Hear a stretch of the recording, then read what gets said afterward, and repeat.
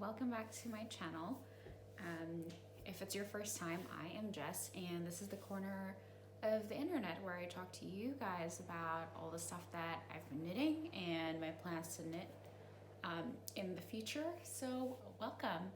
I also wanted to thank everyone who's been sharing some really helpful tips in the comments section and also subscribing to my channel. It really means a lot, and it's very encouraging to know that there are people out there that are as passionate about knitting as I am and want to talk about it and hear other people talk about it.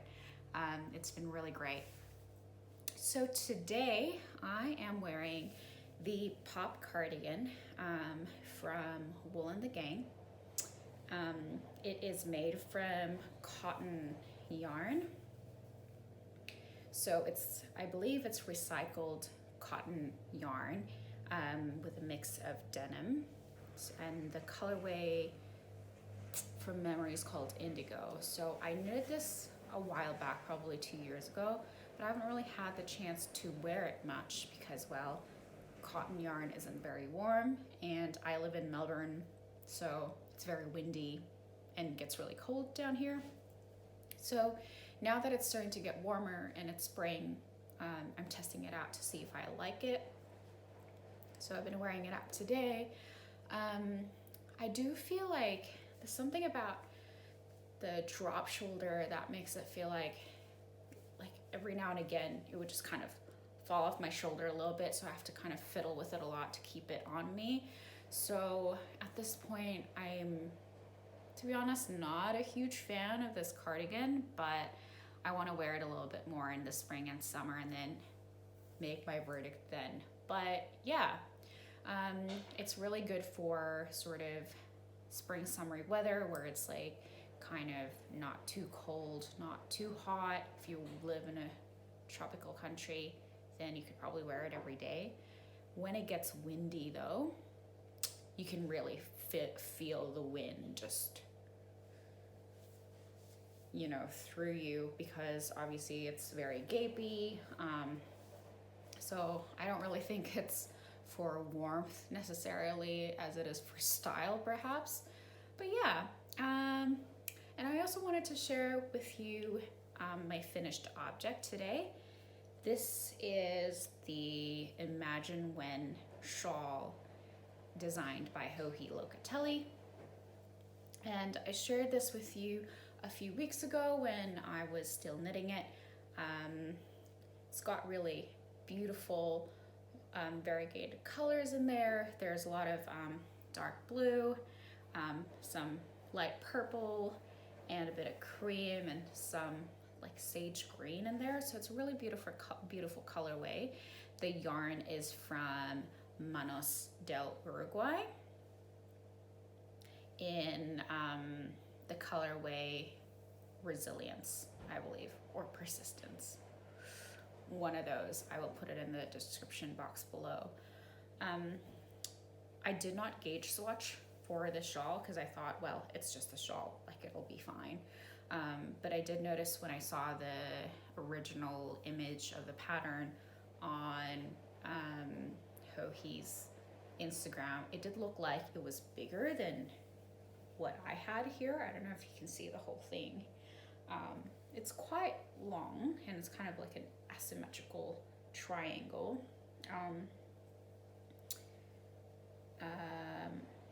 But yeah, I'm quite happy with it. I've been wearing it today. It's not like a super warm shawl. It's probably more of a spring, summer shawl, because obviously with the garter stitches and a light fingering weight yarn, it's doesn't offer a lot of warmth, but I feel like it's good, again, like during spring. Even in Melbourne it gets quite windy, so it kind of to cover my neck feels quite comforting. I also added some tassels. And there I added, in the beginning I just added one at the end of the triangle so that it would give it a bit of weight and it would kind of drape down, but then I had too much fun making the tassels. I didn't use any tools or anything. I just wrapped it around my hand and then tied it at the top and then on the sides to make the tassels, and then tied it to the end of the shawl and then kind of woven in the ends. So it was really easy, and then I kind of got carried away, and then so I made 2 more for the other ends. So there's 3 tassels on this whole thing, and when I wear it, I just kind of put it over like that. And it's kind of nice, to be honest, like the little tassels at all of the ends kind of really evens out the weight of the shawl, and it doesn't swift and sway so much. It kind of stays in place, which I really love. And this took me a week to knit, which I think is pretty quick considering. It only took 1 skein of yarn. And so this is one of those times when I see a beautiful skein of yarn, don't know what to do with it, and it was quite expensive because Manos del Uruguay, in Australia at least, cost, this skein was like $40 or $45 from Morris & Sons. And as much as I would love to kind of buy sweater quantity, I just didn't have a plan in mind at the time. So I found this pattern, which is perfect because it only needs 1 skein. Hohi does say in her pattern that you should probably gauge swatch, just so that you know for sure you have enough, because there might be cases where people might knit too loosely or too tightly and then end up with not enough yarn. So that's something to consider. I would also recommend this pattern for gifting. I think it's perfect because, again, you only need 1 skein, and it's not like a huge time investment. I would say it takes a week. So if you're kind of pinched for time and you want to make a special handmade gift for someone, this is perfect.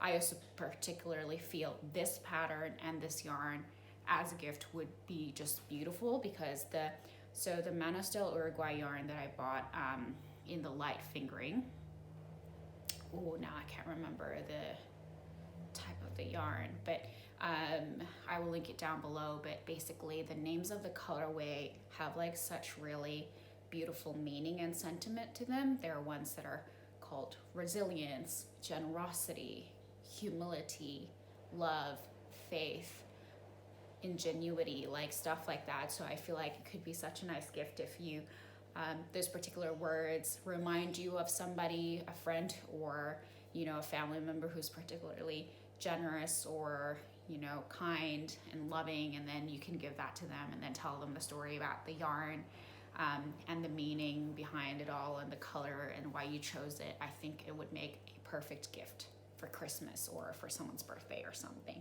I did really enjoy knitting the pattern because it's mostly garter stitch, and you start with like a really small section at the end where it was just like 2 or 3 stitches or something like that. So when starting the project, I didn't feel overwhelmed. I was like, I can cast on 3 stitches, that's fine. And then it grows, and then it tapers up the end as well to make sort of that like triangular shape.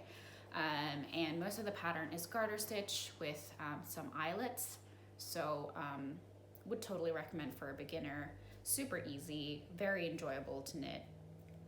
The only thing that I would note is when you're knitting this pattern, the way that the pattern is written is sometimes there's repeats over repeats. So what I mean by that is, let's say, the pattern would be written out, like how many knits or slip stitches or whatever you need to do, like row 1 to row 5. And then from row 6 to row 10 is a repeat of row 1 to row 5. And then row 11 to row 20 is the same repeat. So sometimes when you're not writing down which row you're at, it's so easy to just forget and then lose track. And then you'll have, the wrong amount of stitches, and then it's just a mess. So my only recommendation is if you're interested in knitting this pattern is to take note. I just take notes on my phone, honestly, on my notes app, and just write down I'm at row 20 or something. So every time I finish, I go back to the notes and then update it so I know where I'm at. Otherwise, it's easy to get lost because, it is easy, the stitches, but it's easy also to forget. Oh, I also didn't mention, I did learn a new technique from this shawl. And it's this picot edge. So don't know if you can see it here, but it's just kind of like little, I don't want to say baubles, but little like pointy edges that make sort of like a nice feature on the shawl to give it a little bit of point of interest, which I really like. Yeah.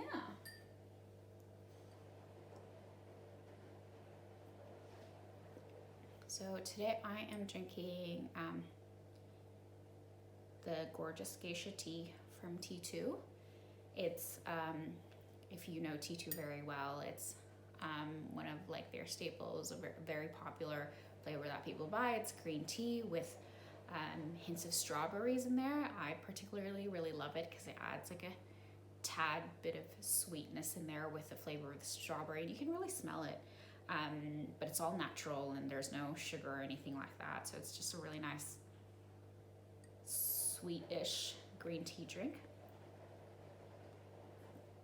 So yeah, and this mug is one of my favorites. It's from Mowry and it's huge. That's why I love making tea in it. All right, so I have been knitting a fair bit the past few weeks, but this is the only finished object I have, because usually it takes me about, I want to say, a month or so to knit a sweater, depending. So I'll show you a few things that I'm currently working on.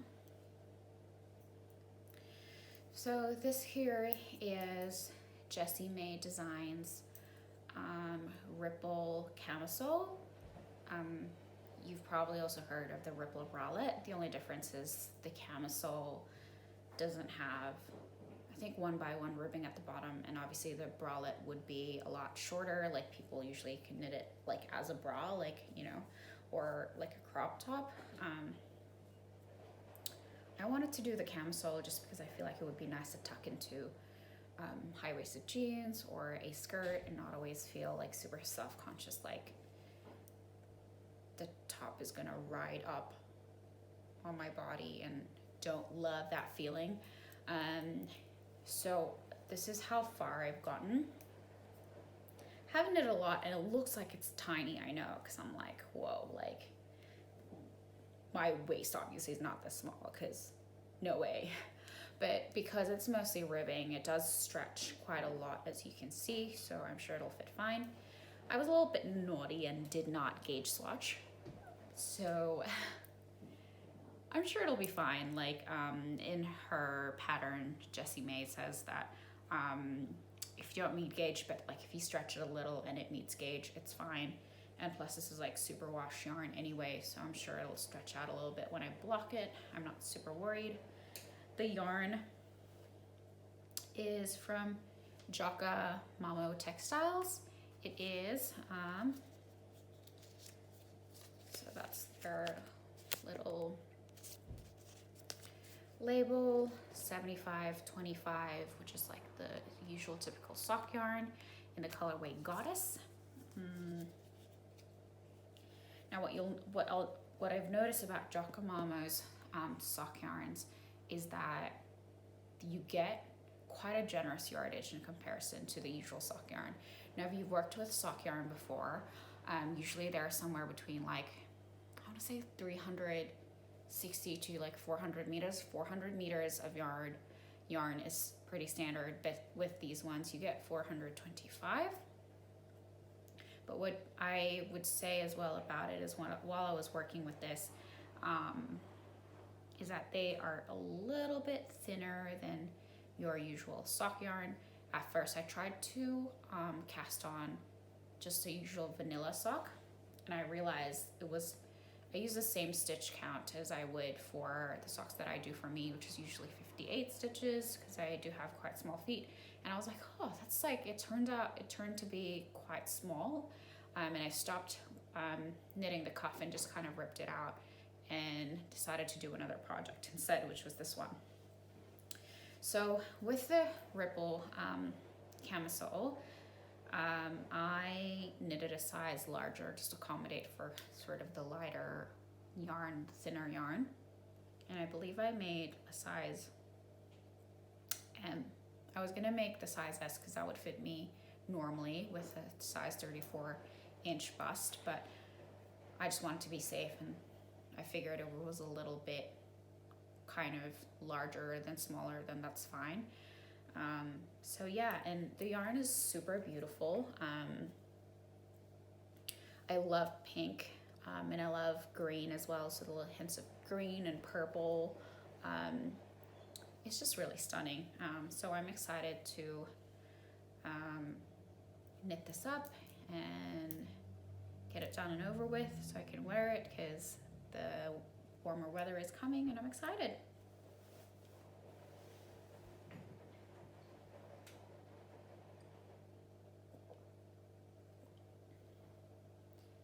I can already feel my cardigan just slipping on my shoulder. Do you see what I mean?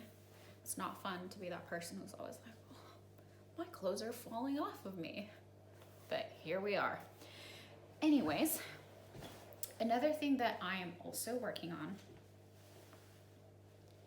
is, now I feel like if I show you this, you would know what this is. It is the Tecumseh sweater by Caitlin Hunter. Very popular pattern since forever.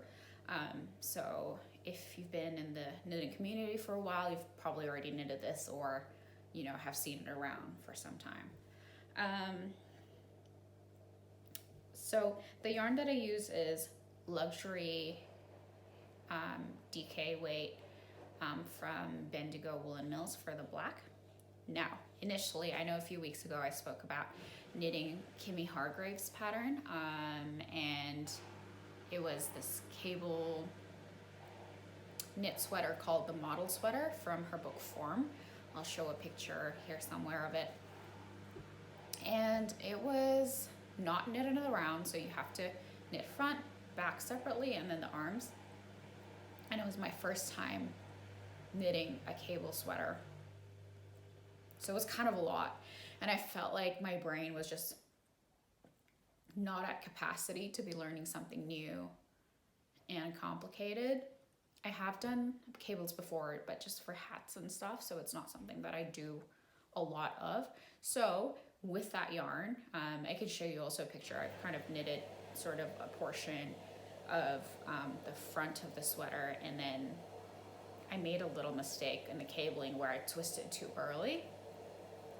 And you could really tell, even though it was black yarn, you could tell well, at least I could tell I made a mistake. So I ripped it all back, and I wouldn't say that the pattern is easy to read, and I don't know why, if it's because I find, for me, you guys can tell me what your experience has been, but sometimes when I'm reading patterns from books and stuff, sometimes they're not always as easy to understand, which is not, you know, it's just not great. Like, you really have to think about it, and I feel like sometimes I have to rewrite it in a way that I can comprehend. So after I knitted that portion, before I ripped it out, I decided to actually sit down, look at what it looks like from the front, the fabric and the cables, and then I sat down and rewrote it to be knitted bottom up in the round. So I'd already done that, but then I felt like my knitting mojo was slipping away, and I was like, no, don't go. And I really didn't want to force myself to make something that I wasn't really enjoying that much anymore. Obviously, it's a beautiful pattern, make a beautiful sweater, but I was just kind of not in the mood at that point, because I had, you know, felt like I made small progress, but it took a long time. So I ripped it all out, and then I was like, okay, what will bring me joy instead? So instead I came back to colorwork, because I love knitting colorwork sweaters, and that's why I chose this pattern. And honestly, it has been such a joy to knit. Like, it's very easy. Like, the colorwork chart isn't complicated at all, and the floats are obviously not too long or anything, and I feel like it goes by so quickly, because, you know, you obviously knit in sections. Like, it's plain, a little bit of colorwork, a little bit of plain knitting, colorwork, plain, so it's very, like, it just goes by really quickly. The only difference or modification I made was And I've watched a lot of people talk about knitting the Tecumseh sweater and how basically the sleeves start really low, so you're kind of like, you know, you have like this bit of fabric, and I don't really love that, because when you're wearing like a jacket on the top or something, sometimes you can't fit your sweater sleeve in it because the armhole starts too low, and I don't want that. So I divided up the body and sleeves earlier, and I've seen from a lot of Instagram pictures that other people have posted that they separate for the sleeves right at the top of where these little crosses are. So I did that, and I've tried it on. It seems to work fine. It is also more of a baggy, big sweater, so I kind of knitted an extra small size because I didn't want it to be too baggy. I did look at the pattern and the final measurements of 40 inches circumference on the bust for the finished garment, and I thought, that'll be fine. Because I measured one of the sweaters that I have that I wear all the time that are quite baggy, and they were about 40 inch circumference, and I was quite happy with that fit, so I made the smaller size. The contrast color is a color that I already had in my stash, so that was a massive bonus because I didn't have to buy more yarn. But here's the thing, they're not exactly 8-ply, they're not exactly DK. So the color that I've used this is Magnolia, also in Bendigo Woollen Mill, and Harvest Gold. They are naturally 5-ply sports weight yarn, and I used this in my project for the Sonorate sweater by Jen Steingass. I will show a picture up somewhere here. So I had a fair bit of leftovers, and I really liked the colors, and I felt like it would go really well with the black. Didn't want to buy more yarn, so I just kind of held two together, which technically sport weight held together, I believe, would be more like a worsted or Aran weight. But I have knitted another colorwork sweater, which is another Jen Steingass sweater, the Anasha sweater with fingering weight, and the contrast was in DK because the contrast color, I didn't really check the yarn. It was just kind of like mystery yarn I had in my stash forever, and I used it in that sweater. I'll show a picture, and it was perfectly fine. So I was like, I'm just gonna wing it. Don't really want to wait for postage because of the delays at the moment, and just use what I have. So I am not suggesting that you use different weight yarns for colorwork sweaters, but it seems to have worked just fine for me. So I held those two together, and honestly it's been fine, and I feel like when I block it, it will be like all good. Right now obviously it's kind of a bit wrinkly here and there. I would say that because I'm using sport weight held together, it does feel quite dense in those areas of color work, but I don't mind extra warmth, so it'll be fine. The floats in the back, like they're all right. I obviously haven't woven in the ends or anything, but I felt like they're quite even.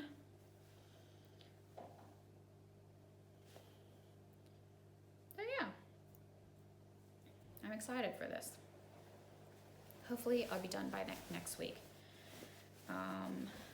That's that.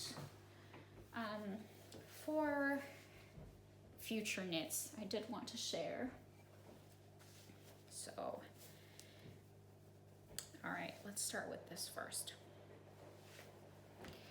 Again, if you've been in the knitting community for some time, it would be no surprise to you that the Stephen West MKAL is coming up on the 8th of October, which is next week, and I have bought yarn to participate. Now, this is my first time participating in the MKAL, and I don't normally participate in MKALs because, first of all, it gives me a bit of anxiety not knowing what the thing is going to look like while I invest a lot of time and money as well into knitting the thing, and it's a lot of yarn. So just kind of a bit of context, usually for me, sweater quantities for me is 3 skeins of yarn. Stephen West's MKAL is 5 skeins of yarn, so that's a lot. Like, it's more than a sweater.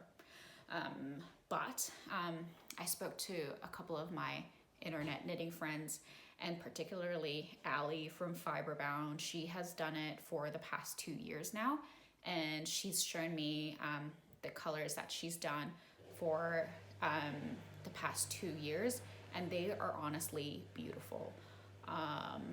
So I was like, oh my god, like I would actually wear that, because you know Stephen West, his designs can be quite quirky and eccentric. And Allie told me basically she's really enjoyed it, and she also said that basically the key is to really pick colors that you would like and you would wear.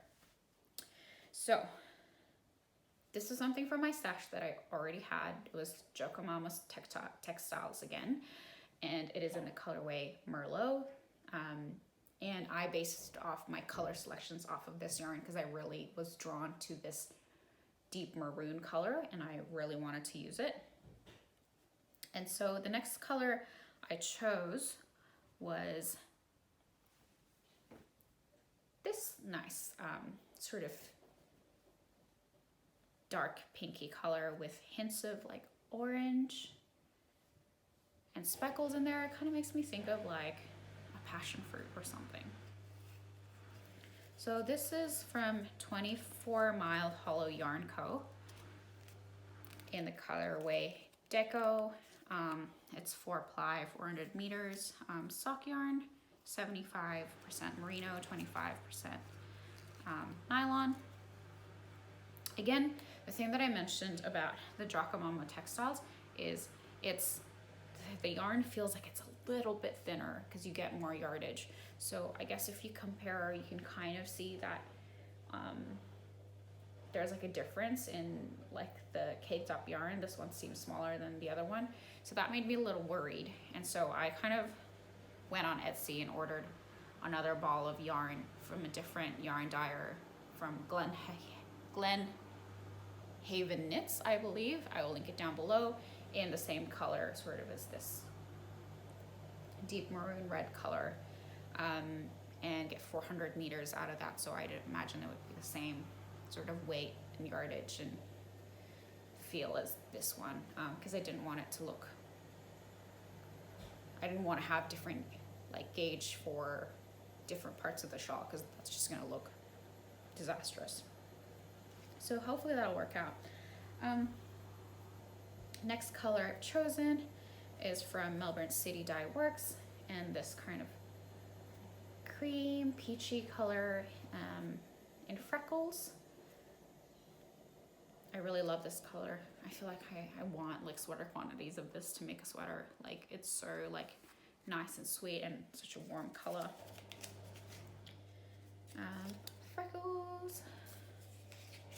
So all of this I bought from, well, the Jokamamo Textiles one I bought from Etsy, but all the other ones that I bought are from Maker Store in Northcote if you are based in Victoria. So those are the 3 colors so far. And then I was like, gotta put some purple in there, because you know I love a bit of purple and pink. So this one, oh, it's so squishy and soft. I love it so much. I'm so excited. This is called Baby Kit from also 24 Mile Hollow Yarn Co. Again, 400 meters, sock yarn. So excited, it's great. Oh my god, this cardigan's so annoying. Regrets, I'm feeling regrets in my body for having knitted this. And my last color, this is from Wren and Ollie in Tide Pool. And it's got all like little hints of sort of this like aqua blue and teal and a bit of yellow speckles and some purple in there. Probably can't see it now that it's caked up. I caked it up straight away when it arrived because I was so excited. But I feel like it would tie in together because there's also a little bit of purple and a little bit of like yellow speckles in the other ones. So these are my colors. If you can see that, I am so excited to do my first MKAL. Yeah, I don't plan to change my colors anytime soon. I just made a decision and I went with it. So I'm gonna stick to these colors. And I feel like they blend in really well in their own way. So yeah, I'm just waiting for that yarn from Glenhaven Knits to arrive. So hopefully that'll come soon. But otherwise, guess I'm just gonna wing it and use this and hope for the best. So yeah, these are my colors. I am doing like a little sort of Zoom catch up with some friends on the internet to knit together our first clue on the 8th of October, so that's exciting. Next, I bought some yarn from the Big Wool Show. I didn't actually purchase that many, I just purchased, I believe, these 3 skeins is all. So it is from 3 Fiber Crafts. I discovered them through Instagram the first time when I started my knitting account, and they've messaged me and we had like chats about knitting and whatnot. So I kind of already planned to buy from them because I really, you know, love the colors, and it's just nice to kind of, you know, meet people on the internet, talk about something you're passionate about, and, you know, share that through conversations on Instagram. So I've really enjoyed chatting with them. So yeah, they gave me this really nice project bag with the purchase, which is so generous. I know it can be hard sometimes, like small businesses and whatnot, like, you know, and for them to really go the extra mile and give little gifts and whatnot, it really is quite generous. They also put a little bit of a bag of lollies and tea and things like that. So, you know, and a little handwritten note. It's always really lovely, I guess, being able to purchase from small businesses and support someone who is, you know, making a living out of something that they love and they're passionate about. So the yarn I bought was sweater quantities of Ghost Gums in the Mist. It is 75% merino, 25% nylon. It's just so beautiful. It's mostly kind of like this gray, sort of oatmeal-y color with speckles of a little bit of brown and blue. And I'm planning to knit up the Weekender with this. So I'm excited about that. Sorry, the Weekender Light from Andrea Mowry. So that is in the queue. Very excited. I feel like with a design like so simple, like the Weekender by Andrea Mowry, you do need kind of like a point of interest. That's why I wanted to use hand-dyed yarn for it, so that it has something unique about it. And last but not least, again, more Bendigo Woollen Mill, because they're probably the most affordable option out there with really high quality yarn. This is Rustic Hermitage is the colorway in 12 ply. I don't know what to make out of this yet. I do have quite like the quantity for this because I was planning to kind of knit up like a coat / cardigan type thing.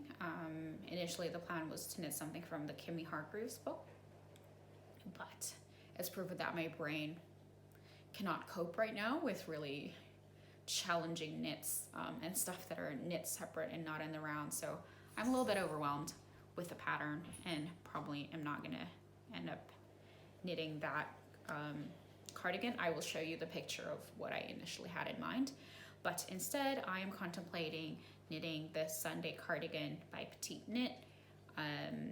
It's very simple, knitted in the round, top down. So I'm looking forward to potentially doing that. Or there's a free pattern by Tin Can Knits called the Harvest Cardigan. And the initial picture on their pattern is also using a kind of similar color, like a rust color to the yarn I already have. So it kind of made it easy for me to visualize how it would look like in this color. Or the other option would be, I don't know if it would be appropriate, but Amy Christoffson Felix cardigan is also another option that I'm thinking about. Although that one is Aran weight and this is 12 ply, I don't really know if this might be a little too thick for that. But I would actually really love your opinion, and please write down in the comment section below which cardigan do you think I should knit out of the 3. I will pop up the picture of all 3 up here on the screen. That's just Cupid running around the house. Hello, Cupid. Do you want to say hello? You can say hello. Come here. Hi. It's Cupid. He just wanted to say hello. Yeah, please tell me which one you think I should knit in the comment section down below. And I guess whichever gets the most votes, I'll be knitting that next. But yeah, thank you so much for joining me today, and I hope you enjoy the rest of your weekend. Bye!